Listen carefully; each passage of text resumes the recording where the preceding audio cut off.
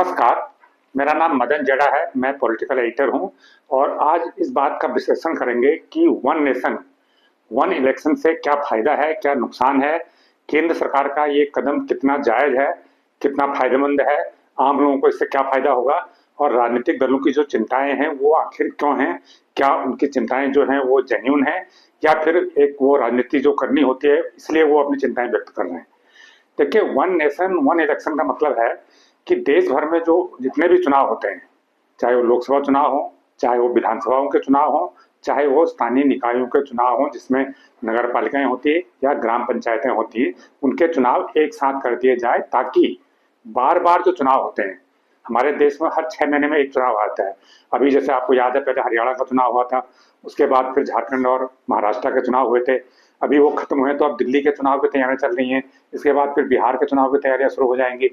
तो ये हर 6 6 महीने में जो चुनाव होता है तो सारा सरकारी तंत्र और जो राजनीतिक दल हैं, और राजनीतिक दल वो भी होता है जिसकी सरकार होती है, तो जो राजनीतिक दल सरकार में है अगर उसके नेता सारे चुनाव में लगे रहेंगे तो काम कैसे होगा।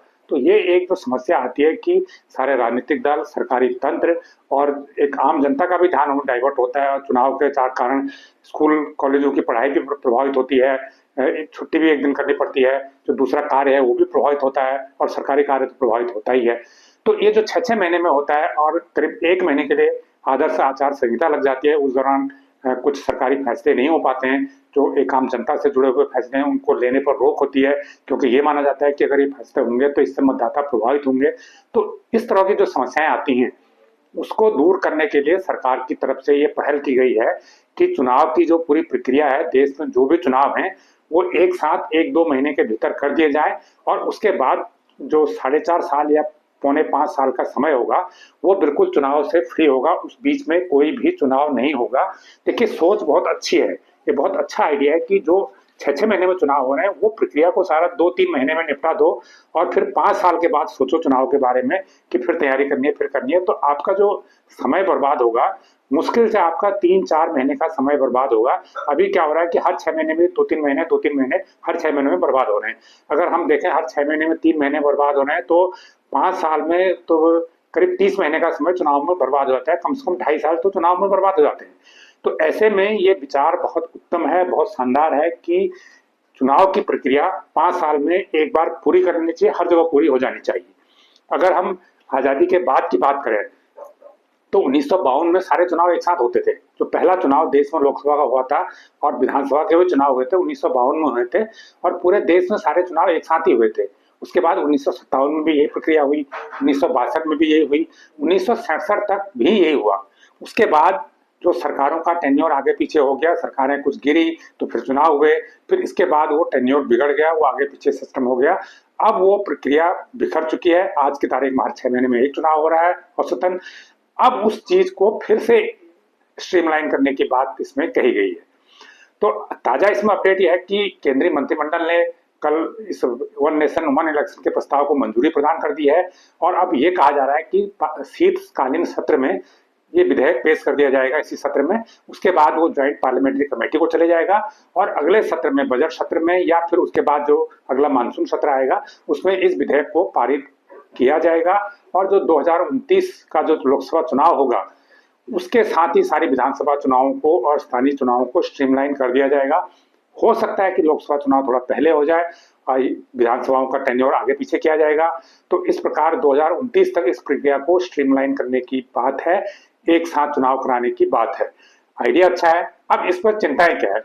देखिए, इसमें जो विपक्षी दल है, देखिए विपक्षी दल हमेशा सरकार की नीतियों में कमियां निकालते हैं, उसकी आलोचना करते हैं और वो उनका काम भी है, क्योंकि ये लोकतंत्र में कहा जाता है कि जो सरकार कर रही है आप उसकी योजनाओं में कमियां निकालिए ताकि उसको और बेहतर किया जा सके।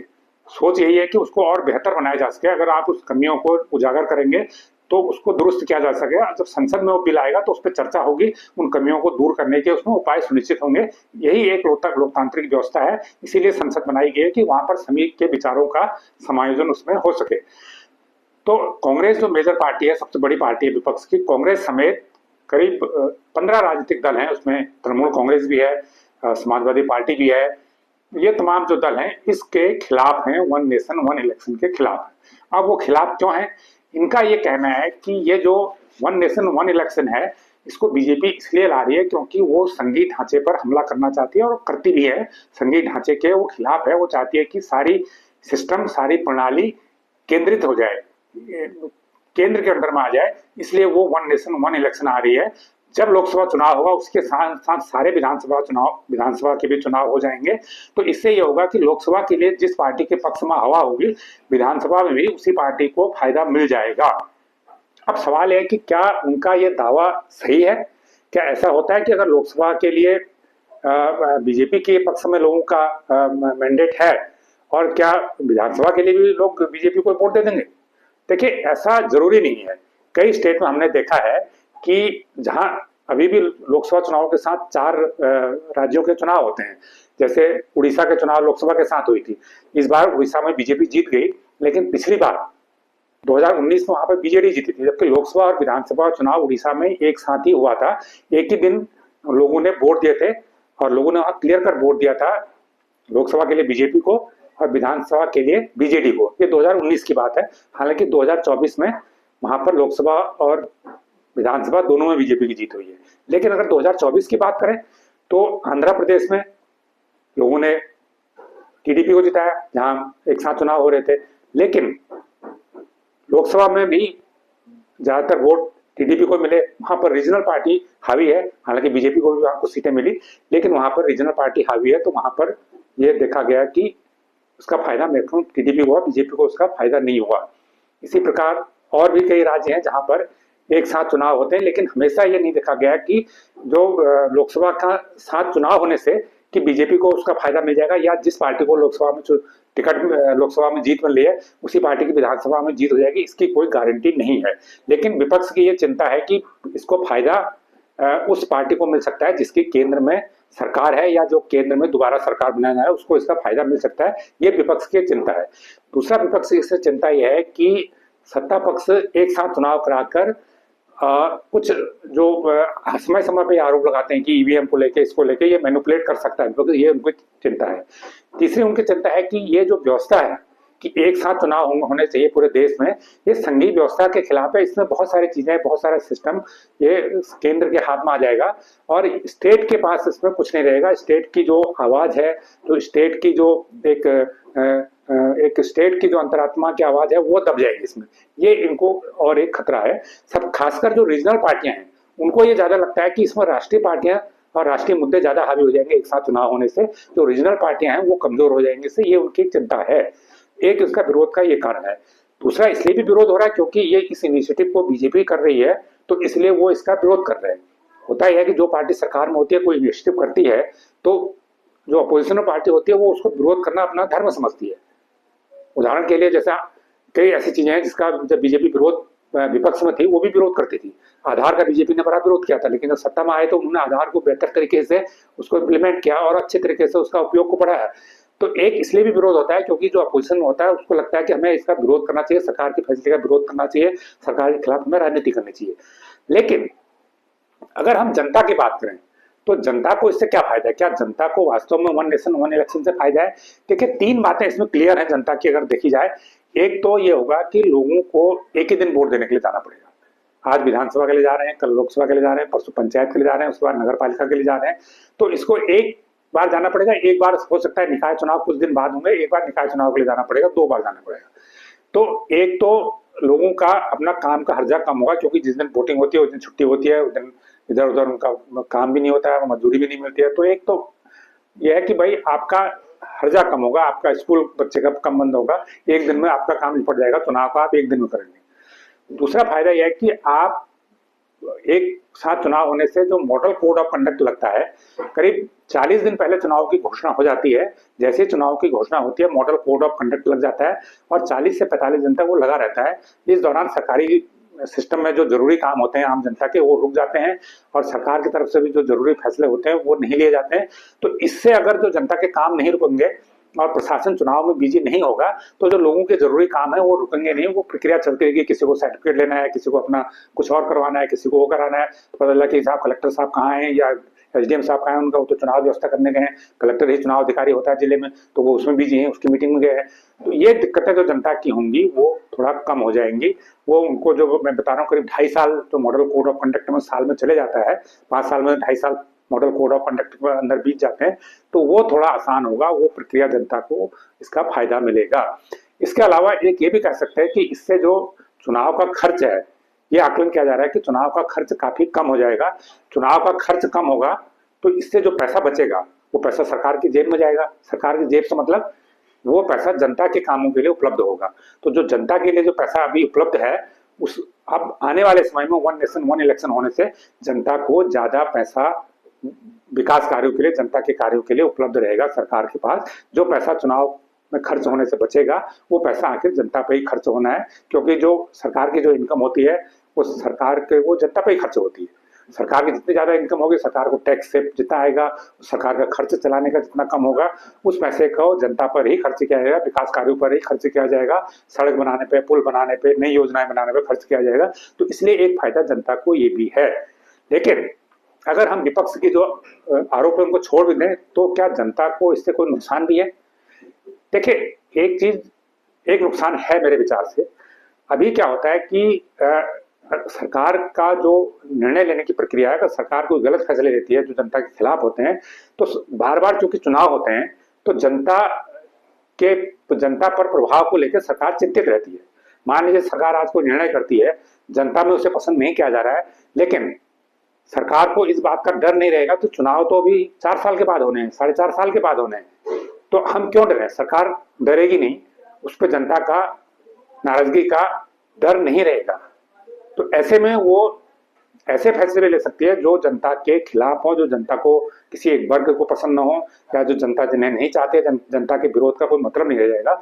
अभी सरकार पर दबाव रहता है कि भाई अगर हम आज ये फैसला ले रहे हैं, कल को हरियाणा में चुनाव है 2 महीने बाद, कहीं ऐसा ना हो हमें उसका नेगेटिव इम्पैक्ट हरियाणा में झेलना पड़ जाए। नहीं तो कहीं ऐसा तो नहीं कल फरवरी में दिल्ली में चुनाव है, आज हम फैसले दिल्ली में उसका नेगेटिव इम्पैक्ट पड़ जाए। ऐसा तो नहीं कल 2027 में यूपी में चुनाव है और 2026 में हमें फैसला करना है तो कहीं 2027 में यूपी पर असर न पड़ जाए। अभी सरकार पर अपने फैसलों को रिव्यू करने का दबाव रहता है। कोई फैसला लेती है, अगर उसका पब्लिक में से नेगेटिव इम्पैक्ट आती है तो सरकार उस फैसले को रिव्यू कर लेती है, क्योंकि उसको किसी राज्य में चुनाव में हारने का डर रहता है, खासकर जो सत्तारूढ़ दल है, जो केंद्र में सत्तारूढ़ दल है। लेकिन वन नेशन वन इलेक्शन हो जाने के बाद, ये प्रक्रिया हो जाने का लागू हो जाने के बाद, सरकार को ये डर नहीं रहेगा कि हमारे फैसले का क्या इम्पैक्ट है, सरकार कोई काम कर रही है या नहीं करे। कोई भी सरकार हो, मैं कह रहा हूँ कि केंद्र में कोई भी सरकार हो, उसे लगेगा ठीक है हमने निर्णय ले लिया, अभी अब देखेंगे चुनाव तो 4.5 साल के बाद होने हैं, जब हम देखेंगे उसमें जनता में क्या असर पड़ता है। तो जो ये 4.5 साल का गैप है ये बहुत ज्यादा हो जाएगा, और ऐसे में सरकार, कोई केंद्र में सरकार होती है तो वो, या विधानसभा की सरकार होती है राज्य में, वो निरंकुश हो सकती है। उसे इस बात का डर नहीं रहेगा कि जनता का उसके फैसले पर क्या त्वरित प्रतिक्रिया है। उस त्वरित प्रतिक्रिया पर सरकार को तुरंत अपना निर्णय लेने की जरूरत नहीं होगी। ऐसे में हम ये कह सकते हैं सरकारें निरंकुश हो सकती हैं, इस बात का खतरा है।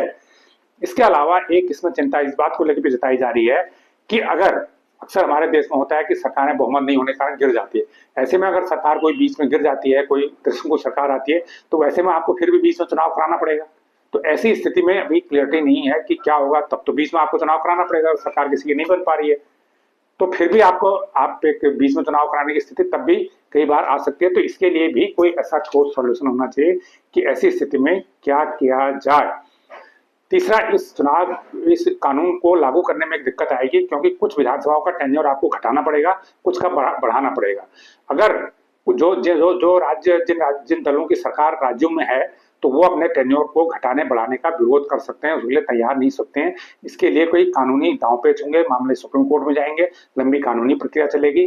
तो मुझे लगता है कि जितना आसान इसे लागू करना है उतना आसान इसको लागू करना होगा नहीं। जितना आसान कानून बन जाना होगा, कानून भले ही बन जाए, आगे संविधान संशोधन विधेयक आएगा तो वो भी एक चुनौती होगी सरकार के लिए संसद में पास कराने की। लेकिन अगर सरकार पास करा भी लेती है इसे, तब भी उसको क्रियान्वयन करने में कानूनी अड़चनें जरूर आएंगी। लेकिन अगर टोटलिटी में देखा जाए तो आइडिया अच्छा है, चुनौतियां उसको लागू करने में है, और उस पर कुछ जो इसके साइड इफेक्ट हैं उनको दुरुस्त करने की जरूरत है। और इसके अलावा जैसे खर्च कम करने की बात की जा रही है, लेकिन इसमें देखना होगा कि खर्च कम होता है या इसके लिए बड़े पैमाने पे ईवीएम भी खरीदनी पड़ेगी, क्योंकि चुनाव तो अब ईवीएम से होता है। अगर खाली मतपत्र की बात होती है तो वो काफी आसान काम है। मतपत्र जहां पर एक रखा है वहां पर दो रखना आसान है, लेकिन जहां पर एक ईवीएम है वहां पर दो ईवीएम रखेंगे तो जितने ईवीएम हमारे पास अभी हैं, अगर हमारे पास अभी 25 लाख ईवीएम है तो कम से कम 50 लाख ईवीएम चाहिए, और उसका बैकअप भी चाहिए। अगर कोई ईवीएम खराब हो जाएगी तो उसका बैकअप भी चाहिए। तो हर केंद्र पर एक की जगह जहां पर एक ईवीएम रखी जाती है वहां पर दो रखी जाएंगी, तो दुगुनी ईवीएम चाहिए। तो बड़े पैमाने पर ईवीएम पर इन्वेस्टमेंट भी करना पड़ेगा। हालांकि वो ईवीएम पर इन्वेस्टमेंट वन टाइम होगा, एक बार ईवीएम लाने के बाद वो सालों तक चलती हैं, लेकिन जो व्यवस्था का खर्च है ओवरऑल मुझे लगता है कम होगा, क्योंकि हर बार किसी स्टेट में सिक्योरिटी का अरेंजमेंट करने में, लोगों को ड्यूटी पर लगाने में भारी भरकम खर्च होता है। वन टाइम ईवीएम पर इन्वेस्टमेंट बढ़ेगा, लेकिन इसके बावजूद कुल खर्च में